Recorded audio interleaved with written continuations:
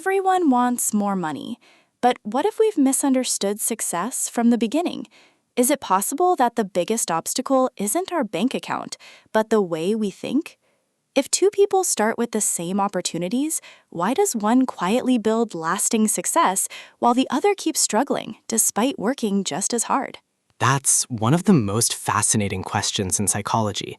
We often assume success begins with money, connections, or luck, but those are usually the results, not the starting point. Success begins in the mind.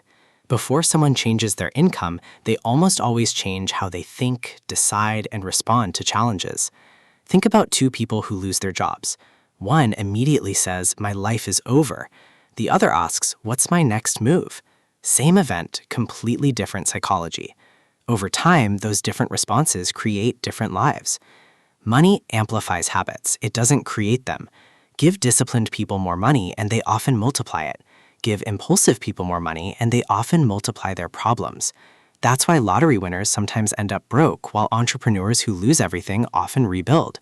Their greatest asset wasn't their money, it was their mindset. Another overlooked truth is identity. Most people chase success by changing what they do, but lasting change begins with who they believe they are. Someone who sees themselves as a lifelong learner naturally seeks knowledge. Someone who believes they're destined to fail often finds evidence to support that belief. Our actions usually follow our identity. Then there's delayed gratification. In today's world, everything encourages instant rewards, yet nearly every meaningful achievement demands patience. The entrepreneur who reinvests profits instead of showing off, the student who studies while others procrastinate, or the investor who stays calm during market swings. They're all practicing psychological discipline long before they see financial rewards. Fear also plays a bigger role than many realize. It's rarely a lack of talent that stops people.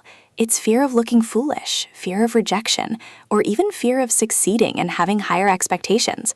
Those invisible fears quietly shape decisions every day. One mental model I love is this. Your mind is like the operating system of a computer. Money, skills, and opportunities are the apps. You can keep downloading better apps, but if the operating system is outdated, everything eventually crashes. Upgrade the operating system and everything else performs better. That's why successful people invest so heavily in reading, reflection, mentorship, and self-awareness. They're not just acquiring knowledge, they're upgrading how they think. Success, then, isn't simply about accumulating wealth. It's about becoming the kind of person who can consistently create value, solve problems, recover from setbacks, and make wise decisions under pressure. Financial success often follows psychological success, not the other way around. If someone realizes they're stuck in, that's a powerful perspective. Maybe the greatest investment any of us can make isn't into our wallets first, but into our minds. If this conversation challenged your thinking, let us know in the comments. What's one psychological habit that has changed your life? Don't forget to like, subscribe, and share this episode with someone who needs to hear it. We'll see you in the next conversation.